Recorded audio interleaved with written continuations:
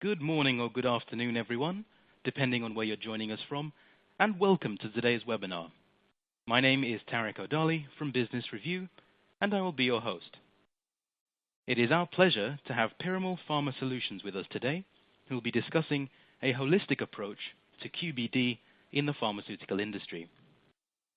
Today's guest speakers are Dr. Srinivasa Rao Korepoju and Dr. Kamal Kumar Upadhyay. I'd like to welcome you to our webinar platform On24. You'll notice that this webinar is browser-based, so if you disconnect for any reason, please just click on the link you received via email to rejoin the session. In order to ask questions, you can send them in via the questions widget. Just type them into the box at the top left-hand corner of your screen and click Submit. We will allocate around 10 to 15 minutes at the end of the session to address any questions or thoughts that you may have. Also, if you click on the green Resource List widget, you will find a PDF relevant to this webinar to view or download. Please use the yellow Help widget if you require any assistance, and you can move, resize, and maximize any of the windows in front of you to get a better view of the slides. But now, without further ado, please allow me to welcome Dr. Srinivasa.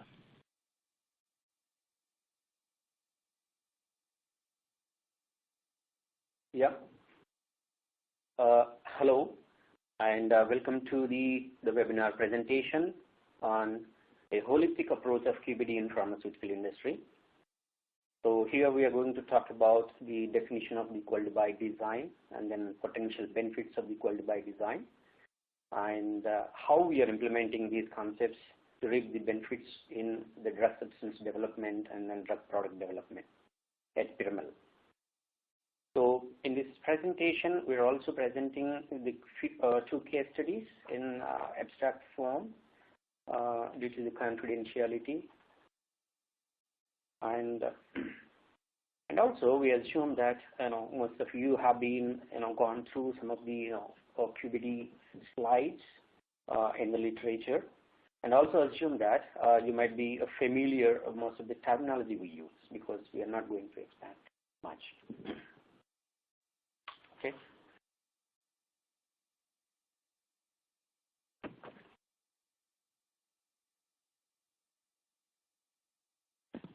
Yeah.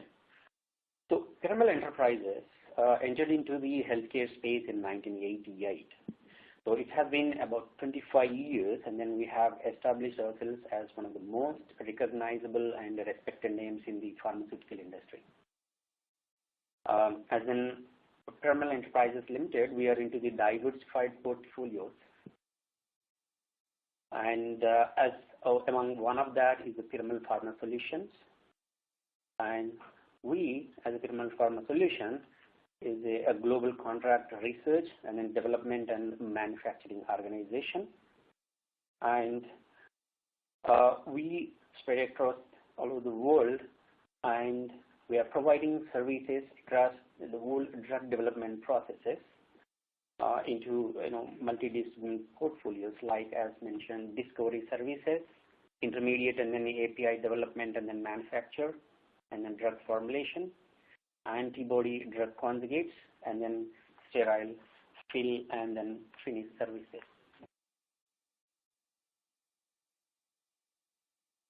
So our manufacturing capabilities make us one of the largest custom manufacturing companies in the world.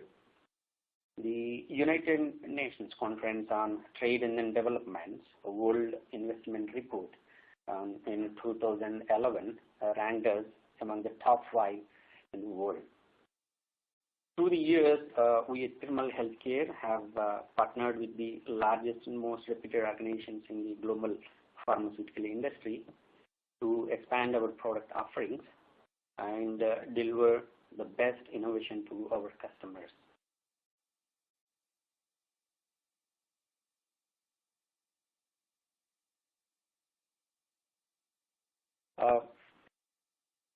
And our vision as at Piramal R&D is our vision is to be the best R&D group in contract research and manufacturing services, headquartered in India, and as well for the API generics also. Our R&D is led by Dr. Mark Cassidy, the President, and Dr. Dilip Krishnamurthy, the Vice President R&D, who are the esteemed scientists in the pharma field and the strong visionary leadership with a diverse experience in discovery and then generics. And we are hiring the best scientific talent pool from all over the world.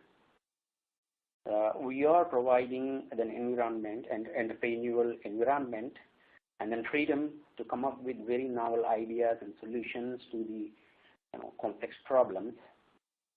And we drive the very cost-effective and then green and then sustainable routes that provide customer with competitive advantage. So we are also providing an environment as a company of choice that scientists are willing to join with us and then work with us and aspire for a career in Piramal enterprises.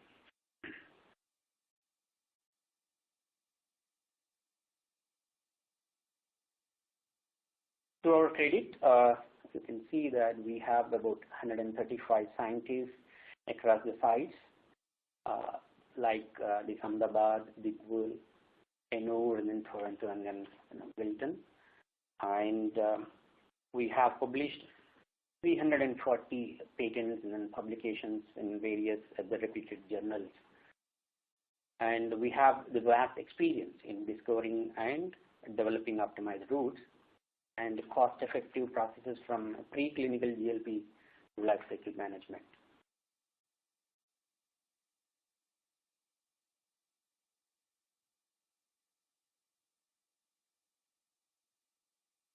Yeah, quality by design now. So whenever we start up with a new topic, something like the quality by design, always there will be a question that what is it, and then why we need it, and what are the potential benefits out of it. So looking at the conventional or traditional approaches that currently we are following in the pharma manufacturing, in reality, we are able to deliver the desired quality material without applying these new principles. Hence, the question always arises that why we need this quality by design. So as part of the control strategy, also we were monitoring the reactions through the in-process controls, and the intermediates and then final products are evaluating for the quality on a regular basis by using the quality control test. So when there are deviations, we also have the reprocess and rework approaches to further purify the material to the desired quality. So again, the question arises from the traditional approach point of view that why we need the quality by design. So that's where, so now looking at very closely about the traditional approaches, we are facing these different challenges like the very long process development cycle times, and of course the long process cycle times, and we are being encountering a lot of process marks indexed for the process, and we have been extensively using the analytical services support to control our processes, and even after that we have been facing the several deviations, repeated deviations, the out of specifications, out of trends, which is costing us a lot of investigation time and then a lot of documentation. And in fact, the reprocess and reworks, which cost about 20% of the product loss, along with the cost of poor quality. So looking at all these, now it looks like the quality by design is the very appropriate tool to apply for the process development. So what is quality by design? Okay. So the quality by design is not a single guideline. It is a holistic approach and also an integrated approach. So this is about integratingly applying the guidelines, which are like for the drug substance, it is about Q11, Q9 and then Q10. Application of all these three together is called a quality by design. So that's how it is not a single guideline. It is an approach. It's a culture that we have to adapt. So here in the industry, so various people have been given different kinds of definitions for the quality by design. So the first is something like quality by design is an approach for process development to ensure the patient's needs and product performance by which quality is not just tested in the final drug substance but is built within the process. So what happens here is the quality by design, the guidelines will provide the quality material within the process development time and then will deliver the desired quality material the right first time. So another definition they provided, a systematic approach to development that begins with predefined objectives and emphasizes product and process understanding and process control based on sound science and quality risk management. So in the coming slides, I'll just explain about in detail about all these definitions. The prime aim of the QbD is to achieve the right quality product by right first time. So that's the basic aim of our business, which potentially saves a lot of things and facilitates the continuous improvement with the reduced need for the post-approval stages.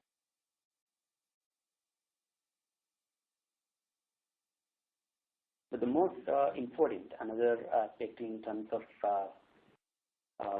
Six Sigma point of view, the definition is provided that minimize the variance in critical quality attributes and then critical material and as well as critical process attributes. So this is most appropriate when somebody is really dealing with the mathematical tools. They will really feel that it's very appropriate to adapt these quality by design concept to the process development.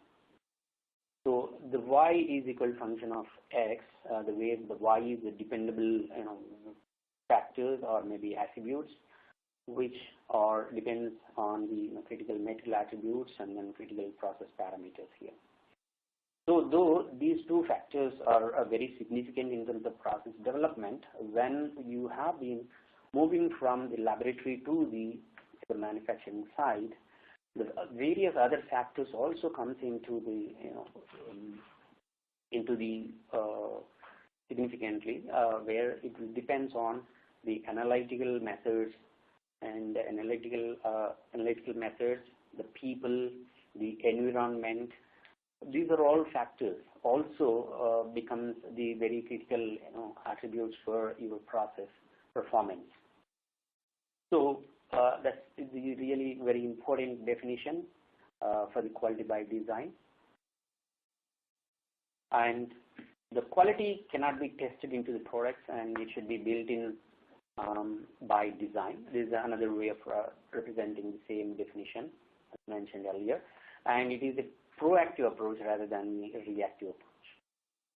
So that means as in traditional approach, we have been manufacturing, and then when there is a deviation occurs, then you have been reacting to that deviation and then coming back and then providing the tailor-made solutions to the process.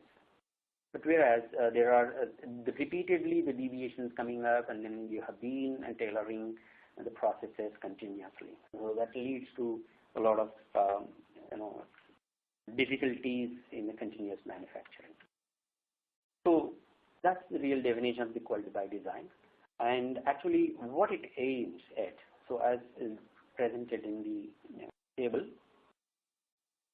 the current state of the traditional approach that we have been following, the univariate approach. That means we have been developing the process by changing the one factor at a time, and which might also see as we have been delivering the quality.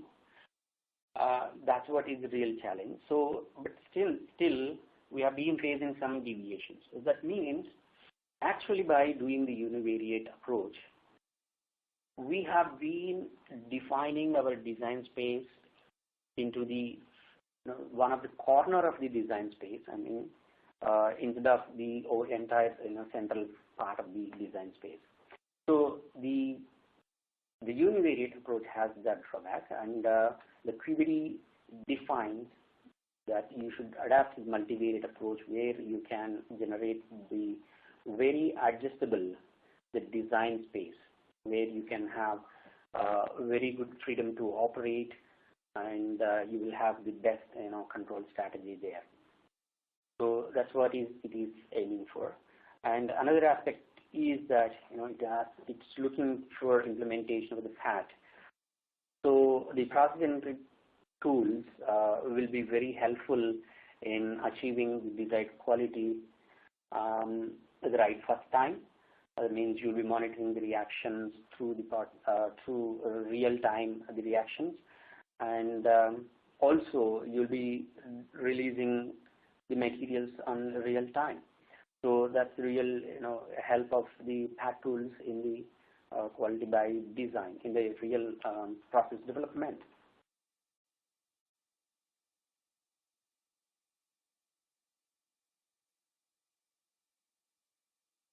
So here there are different benefits as presented here, as like process, technology transfer, the manufacturing, the stores and then supply chain. The various stakeholders will have huge benefits out of this quality by design approach, and hence it is very much advisable to adopt these guidelines. So this slide particularly emphasizes on the importance of the quality by design adopted by the various organizations in industry as well as in academia. That it demonstrates that from 2003 onwards till 2013, the number of DOEs published in only OPRD journal demonstrates that there has been a lot of importance in the process development. So the ICH guidelines that are the, as I've mentioned, that the Q11 for the drug substance development, Q8 for the drug product development, Q9 is the quality risk management, and Q10 is the pharmaceutical quality systems. All these guidelines, in a very abstractive form, they have provided these charts. So as you can see here in the Q11, it is a very systematic approach, right from taking QTTP, CQA, and then doing risk assessment, and then providing design space, and then proposing the control strategy. So how to this process development, drug substance process development, how are the two tools that we'll be integrating into this for the real process development? To our best understanding, we have presented that in the next slide as shown here. The quality risk assessment will be always performed for identification of the criticality. So even from identifying critical quality attributes, we'll be utilizing the risk assessment, and as well to identify the material attributes and then process parameters. And to come up with the design space, here we have been using several quality by design tools. Quality by design tools to support our design space. So once we have done design, we have generated the design space to propose the control strategy. In return, we will be performing one more risk assessment to understand the residual risks, and after that optimization, we will be transferring the technology into the manufacturing. So once you will be when you went into the manufacturing field, manufacturing units, so we will be again calculating the continual improvement to the Six Sigma. So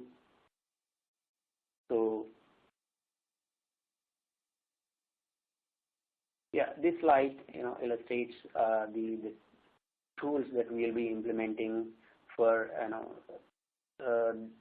process development through the quality by design as mentioned here.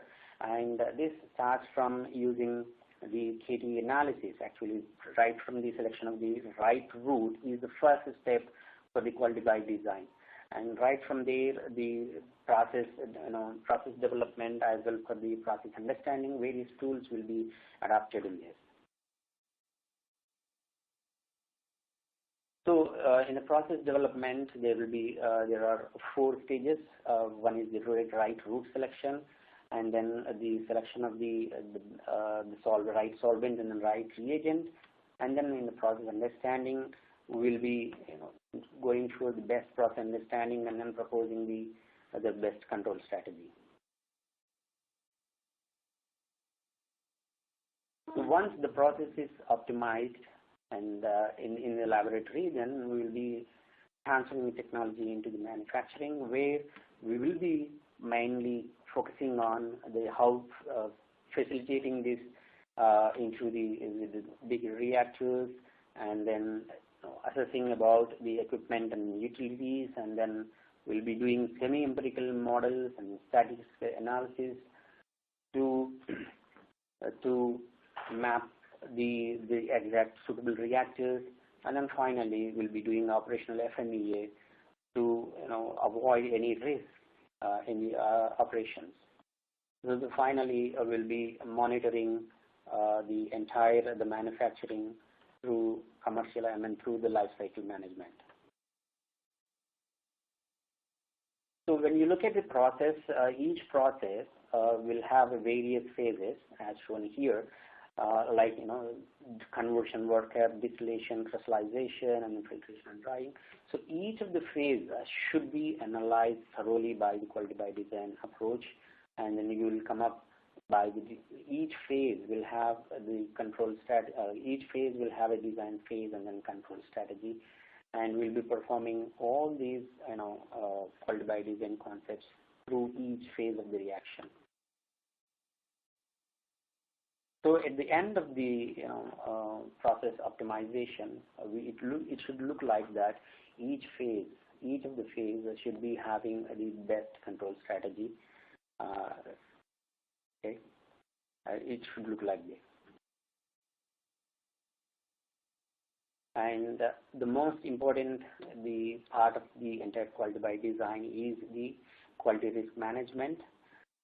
Here we will be performing the failure mode effective analysis continuously and repeatedly for the process till we identify the risk and then minimize the risk to our minimum levels. And once performing the risk assessment, you will be identifying the most critical material attributes and then process parameters, and which will be taken into the design of experiments to generate the design space. So here we will go through the various processes, systematic process to identify the design space.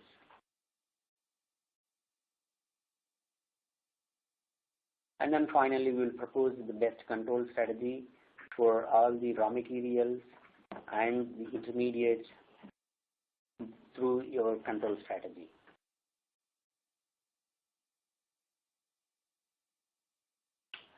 So this is about the controls, how we are monitoring, and so finally the process that we have been continuously monitoring through the calculations of 6 sigma calculations. And here we have demonstrated one of the examples that when you find that sigma levels are below 3, you will be continuously developing the process to reach at least the above the 4 level of the sigma.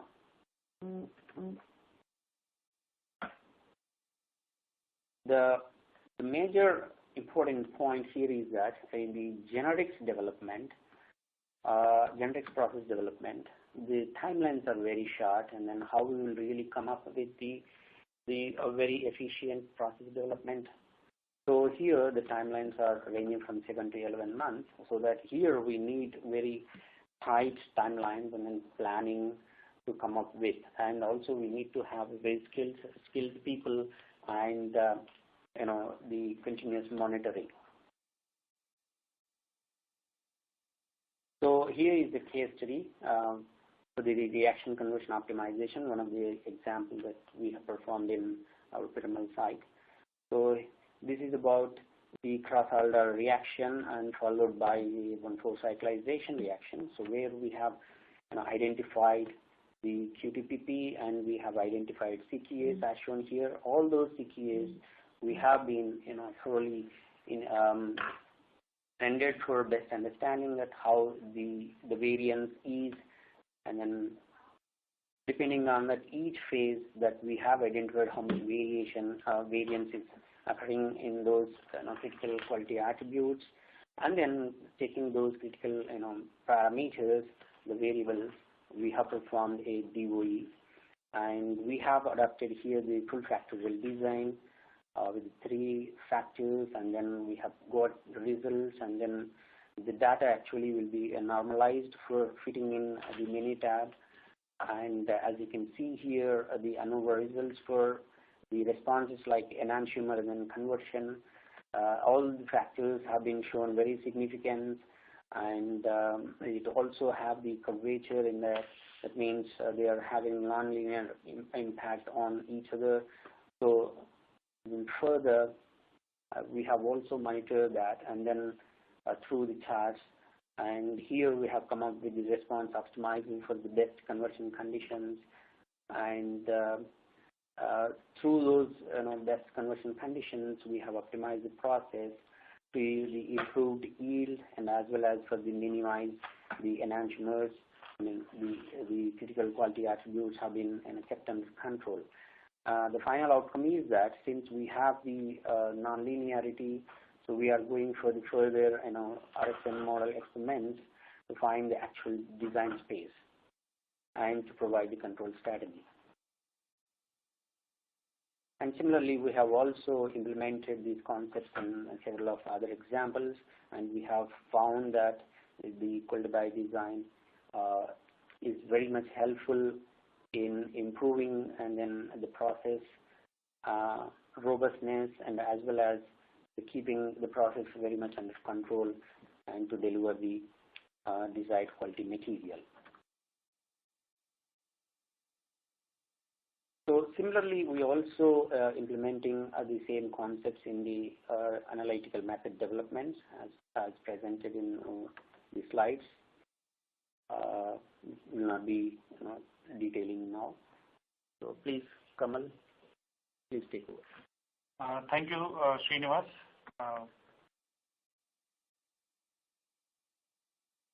I will speak more on the flow of QbD and how to implement the QbD elements during the product development, especially for the parenterals.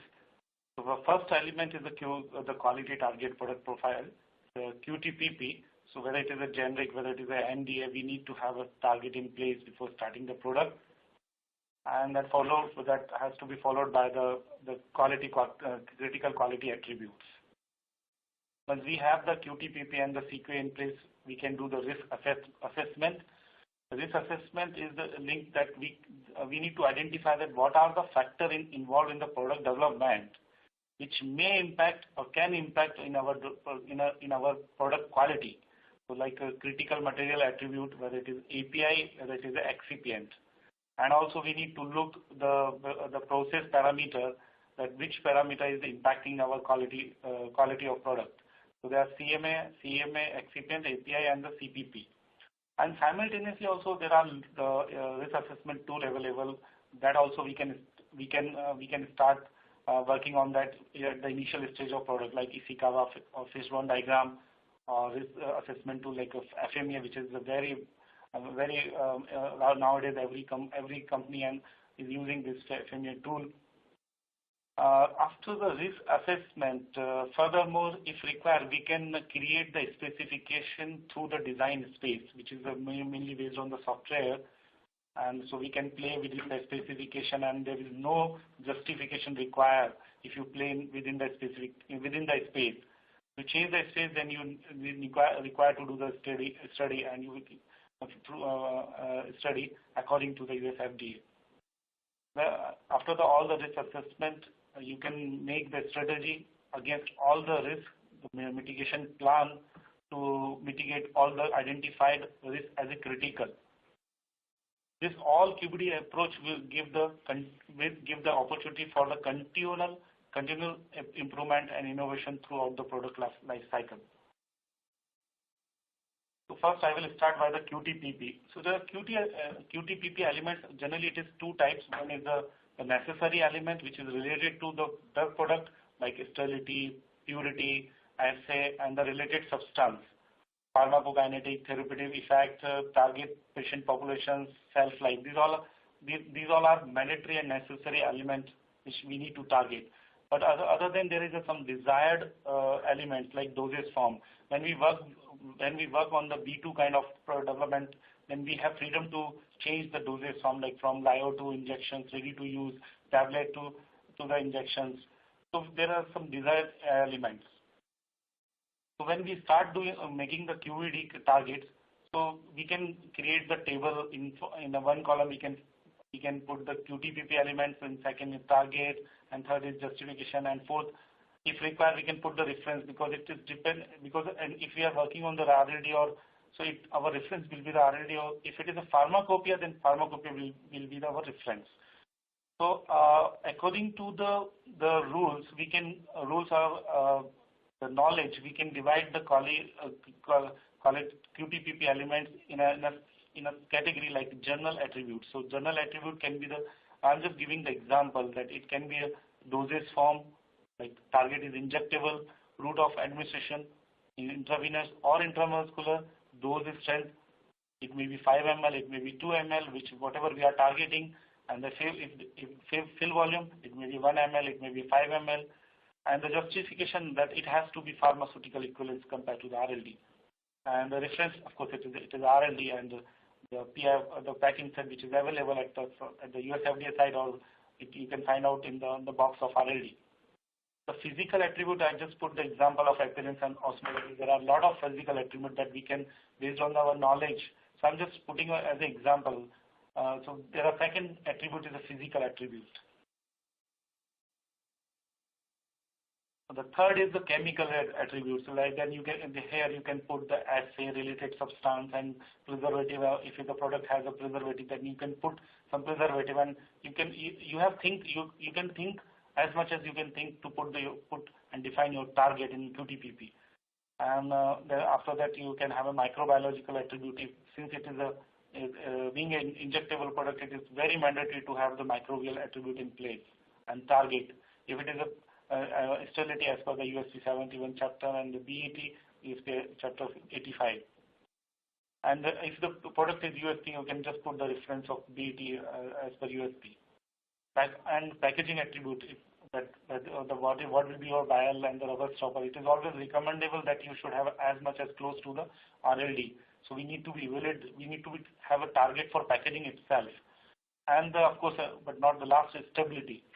The stability, suppose we should have the target based on the literature. You can find in the literature that the RLD is stable for 3 years. So we need to achieve the 3 years if we are targeting the RLD and generic product.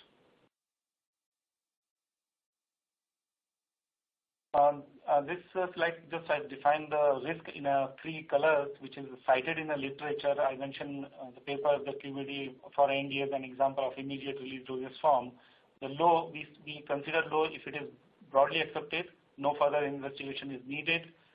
Medium, risk is acceptable, but investigation is required to consider as a low. High, risk is unacceptable, and we need to place the control strategy against that. And then it's the CQA, the critical quality attribute. I would say this is two-step process actually. When we start working on the QTTP, first we need to identify all the possible quality attribute based on that we can extract from the QTTP, or based on our knowledge and experience on the injectable product. And then we can define in a low, medium, and high category based on the criticality. Like first is dosage form.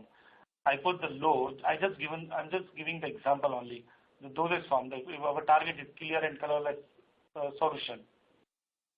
Then propose so the justification, because the drug is a white color. If it goes in the water, it forms the colorless solution. So that's why it is inherent in the property of the drug. So we put the low. And the second medium, I taken the example of container closure integrity. So a justification is sterility may fail due to the failure in container closure integrity. So when we do 2-3 times and placing the control in place, this medium can convert in the low. And I consider sterility in high because sterility fail due to the incomplete sterilization cycle if it is autoclave or a failure in container closure integrity or high initial bioburden. So in that, we need to place all the control strategy against the high. And then when we have all the quality attributes, critical quality attributes, we can define, we can summarize in a category of high, medium, and low. And as you can see the example of just I have given the pH, active assay of active preservative content, RS, sterility, VET. These all are generally considered as very high. I put the medium, which can be very easily through the experimental we can control, like particulate matter, volume in container, and the CCIT. And low, of course, like appearance, osmolality, dosage form. Now we have the QTTP, we have the CQA, now the risk assessment. So risk assessment starts from the material attribute. That is there any material attribute is impacting your quality attribute? So what we can do, we can make a table, and then we can put all the parameters according to the CO. Like I just given the example like microbial limit, BET, and assay. And you can put in the that what are the product CQA, what are the unit operations, and what is the packaging. Whether the quality attributes of API or excipient is impacting your in CQA, or is there an impact on the process or in the packaging. So just for example, like microbial limit. If we say that if our API or excipient has a high endotoxin level and a microbial load, it will fail in sterility and endotoxin. Ultimately, our product will fail in terms of quality. And also some things like preservative very easily absorb on the packaging. So we need to be very carefully choose and discuss among the group that what are the factors that can be impact in our quality when we do the risk assessment in a critical quality attributes.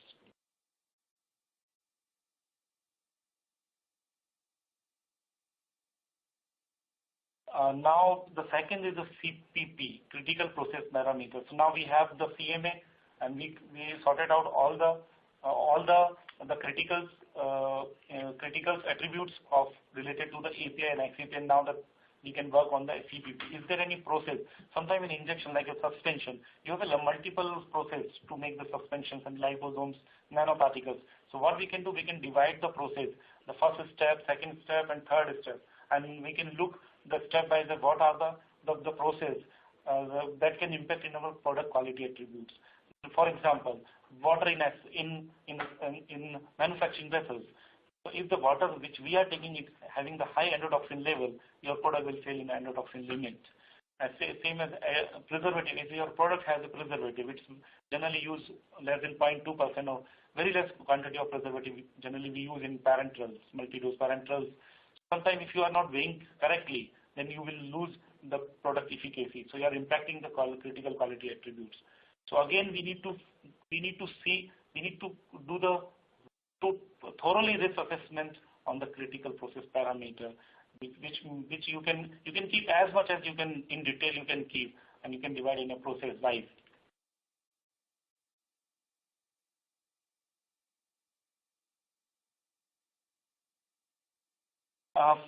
The risk assessment and the tool FMEA. Before going to FMEA, I wanted to the words on the Ishikawa and the or fishbone diagram. But when we start the working on any product development, I think based on the knowledge, experience, and also the product, we can make some detailed research, the Ishikawa diagram. And we can keep in place before starting the product that definitely will help in the future if something goes wrong. We can easily identify what are the root cause. That chart will help very much to define or identify our problems and the errors. And second is the FMEA. The FMEA the document is very, very important to define the full failure mode. So this also should be made at the initial stage, and this is all our QbD.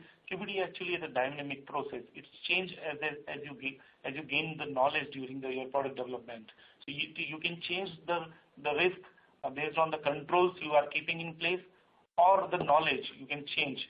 So the full failure mode is active. So there are mainly three things actually: the severity, the probability or occurrence, and the detectability. So the severity cannot change. Severity is always the same. Severity cannot change, but the probability or occurrence can change while placing the control in place. And the detectability. Detectability, initially it was very difficult to change the detectability, but now considering the PAD technology, automation, we can bring down the detectability at early stage. I will just give the example of liposomes. In liposome, generally we do the particle size analysis, and in that you fix the 15-minute cycle, and the particle size will come. And this you will come to know when you will send the sample in QC during the release. But if you have automation during automation of PAD tool in process analysis, which give you the online particle size analyzer, so you have a detectability before the end of the product, so you can control, and you can remove, you can save your time and quality and the investment on the product.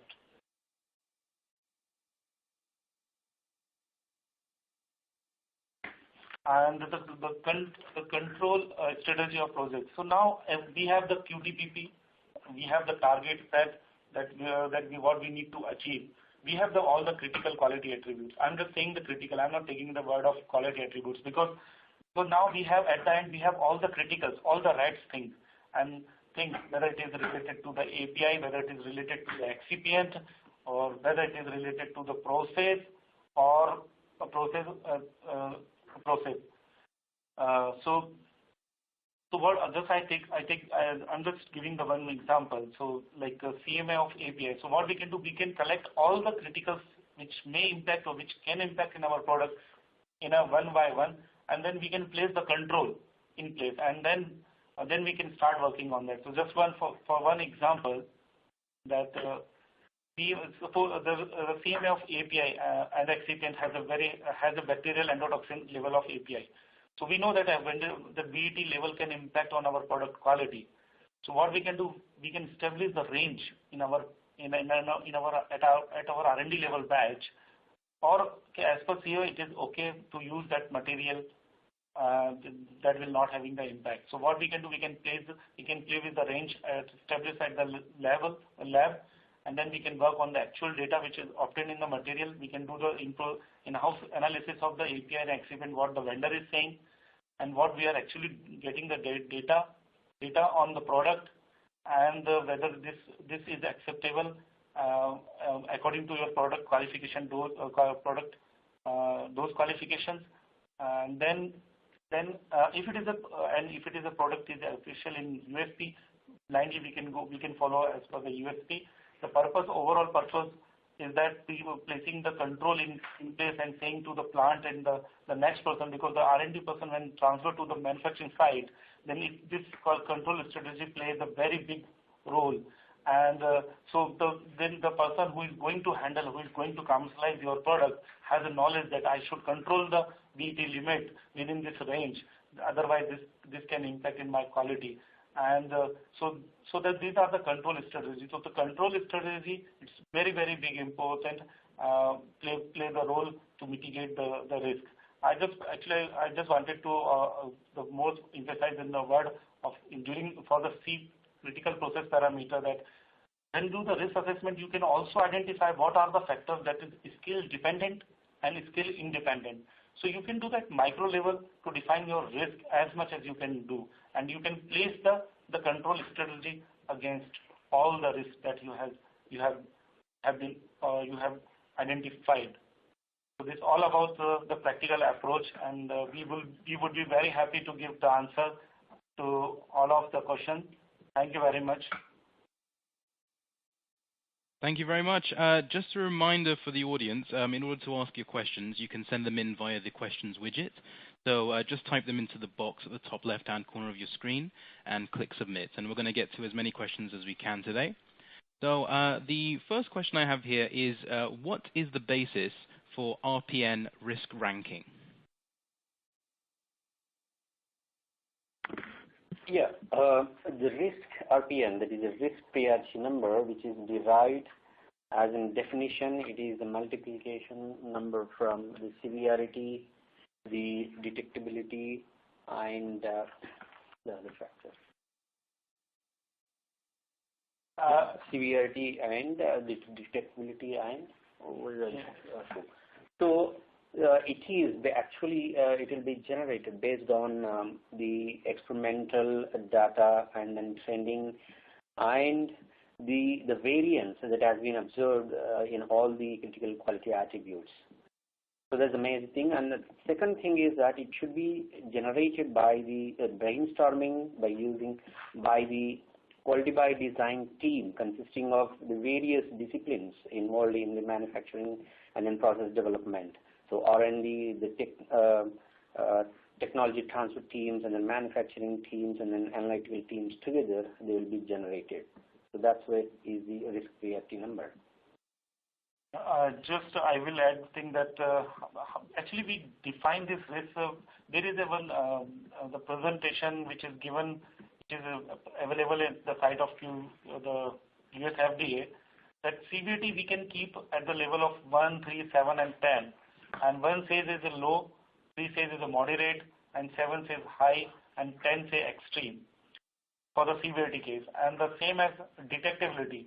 Detectability also, it is 1, 2, 3. 1 is always detected, 2 is regularly detected, 3 is likely not detected, 4 is normally not detected.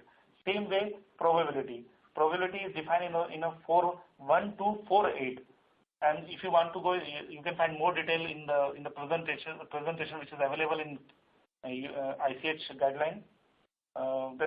So when you do the risk assessment, you can keep this number based on your. There is no thumb rule. You need to judge your risk. How big is this for you? And you have freedom to choose. But generally, it is considered that if you have high, if you are thinking that high, then if you are thinking that 50% chances is to impact in quality, then it should be always high. So then, then you can, if you keep the control strategy in place, then you can reduce the occurrency, as I said in my presentation, and also if you are doing the automation in your process, then also you can detectability you can reduce. So so suppose if you have RNP number, severity suppose 10, occurrence is 4, and the detectability also 4, so the total is 160 RPM. But when you will, severity cannot change, so that is 10. But occurrence, placing the control in place, you are reducing from 4 to 1, and then detectability. Suppose you are not using some automation, so it's still 4. So RNP number is now 4, so it reduced from 160 to 40. So this is the basis to use to define your risk priority number, and it is completely based on your analysis on the risk. There is no thumb rule that you should put 10 and 7 and 3 and 1. Lovely. Thanks so much for that answer. The next question here is, how will a design space be different from an OVAT approach to DOE approach? Yeah. From the OFAT approach, as we have been changing one factor at a time, so the design space that we will be achieving will not be as that we have been obtaining from the multivariate analysis. So from the OFAT approach, we will be missing out the interdependent, the confounding effects in the design space, and so that we will be reaching to the corner of the actual design space that we are actually getting from the multivariate analysis. So it won't be very as similar as the obtaining from the multivariate analysis. Okay, thanks a lot. Next question is, what is the difference between rework and reprocess to control strategy? Yeah, the control strategy, it is a kind of perceived perception about from the traditional approach that the reprocess and then reworks are not the actual control strategy. The control strategy, as the quality by design is explaining, that the control that should be built within the process, and you will be controlling the material attributes and then process parameters, and as well as the external factors like the people, the environment, and then analysis factors. By controlling them within the process development, you have to deliver the desired quality material rather than delivering a material with little poor quality and then going for the reprocessing rework. So those two are not really considered as the control strategy. Yeah, I will add one thing, that if you understand the QbD clearly, that it clearly says that quality cannot be tested into product. It should be built in by design. Yeah. So the QbD approach itself is a very systematic approach, and the rework is not, it cannot be considered as a control strategy. Control strategy is the last element of QbD elements. We need to be thoroughly designed, identify all the possible risks. That's why there is a three color: green, yellow, and red. We need to do a lot of work to identify which can come in the yellow, which can goes into the green, and what is the red. So the control strategy is the last element which says actually that you need to be identified. You need to place your control strategy against the identified risk. Even if we understand the QbD, it says clearly that yellow also considered as a high. When we have lot of experience, like say 3 times, if we are suppose BET, my BET is always coming less than limit in a 3 product. Suppose osmolarity, I will say. I just consider as a yellow, medium risk, but when I'm doing experiment, I'm always finding that it is coming in a below range. So I can consider that as a green, because it is not a risk for me. But sometimes the risk, the temperature can impact in the product, the time can impact in the product. So we need to understand what are the risks. But the rework and the repetition is not the control strategy. It is actually the practical problem, but it is not a control strategy. Okay, thank you very much for that answer. And just quickly to remind the audience, thank you for all your questions. You can still get them in by filling in the box at the top left-hand corner of the screen and clicking submit. So please keep them coming. The next question is, will doing one DOE result in design space? Sorry, actually, will doing one DOE result in design space? Yeah, that's right. Yeah, in reality, one DOE will not be sufficient to generate the actual design space. Okay, so it all depends on various factors. Okay, like whether you have the actual p-values. You look at the p-values, whether the factors are really significant or not, and also you will be looking at the linearity and curvature of the factors. That also will implicate that whether one DOE is sufficient, and also the one DOE will not tell you whether all the parameters are really suitable for deriving your design. So because some of them are non-critical and some of them are critical. So when some of them are non-critical, you have to eliminate from the first screening DOE, and then taking the most critical parameters that you have to perform further DOEs to optimize the process, and then you will be generating the design space. So in reality, one DOE may not be sufficient to generate the design space. Lovely. Thank you for that answer. So the next question here is automation and PAT the same?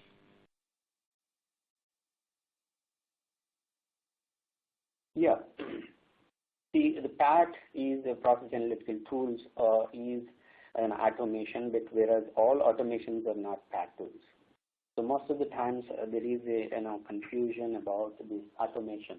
So most of the times people consider PAT is an automation, and so that some of the tools which are like monitoring the temperature, the monitoring the pressure will be considered, and they will be calling them as the PAT tools. But in reality, PAT is the tools that you are monitoring the real-time reactions, and so that you'll be controlling the processes, and as well as you'll be delivering the process in real time. So there is a difference between the actual automation versus the PAT tools. Thank you very much. So the next question is sort of a follow-up. How do you select a suitable PAT instrument for a reaction? So basically, the PAT tools are very much diversified. Actually, looking at your complexity of the reaction and looking at the different methods, that you should adapt for the PAT tools. You cannot select directly one PAT tool for monitoring your reaction. Obviously, you have to monitor, initially screen your reaction by at least 3 to 4 the PAT tools. And among the best you have to select, and then start investigating using that particular tool. And even after some time, also it may not be really suitable for that, so you have to keep changing it for finding the very much suitable PAT tool for your process. Yeah, just I will add that in this. Of course, the question is in reaction, but I can tell you in the formulation front, because the PAT technology, as Srinivas said, that of course it depends on the process. But if you look the formulation, suppose, as I explained in the presentation, that PAT is generally required to avoid the failure of product at the end. As I said in the FMEA, that we can bring down the detectability at early stage, applying this PAT, and we can ensure the consistent quality placing this PAT technology. So it is depend on your product. As I said, that if we can place some instrument like particle size, online particle size analyzer, so you will not come to know at the end that your product is failing in particle size specification. So if it is high, then you can reduce during the high pressure homogenizer. So PAT selection is completely depend on your process. It may require, it may not require. It is depend on your criticality and complexity of your project. Suppose in lyophilized product, generally is like drying of lyo cycles, the water content. So there are some gauge is available. There is a PAT available in the lyophilizer, the most available in the market, where you can easily understood and identify and determine online what is your moisture content, and you should not wait at the end that your product is failing because of the not proper moisture content. Then you will get the proper moisture content, your cycle cut down automatically. So this PAT is ensuring your product and consistent result, quality results in your product. So this is all depend on your criticality and the complexity of product. Okay, lovely. Just enough time for one last question. And it's going to be a quick one. What will be the fate of quality by design 5 years down the line?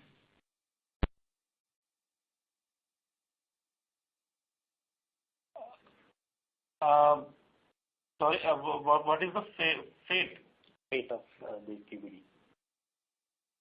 Yeah, see, if you look the scenario of now, the US FDA not forcing, it is not a benefit of US FDA. It is anyway we are working on medicine, and it is for us.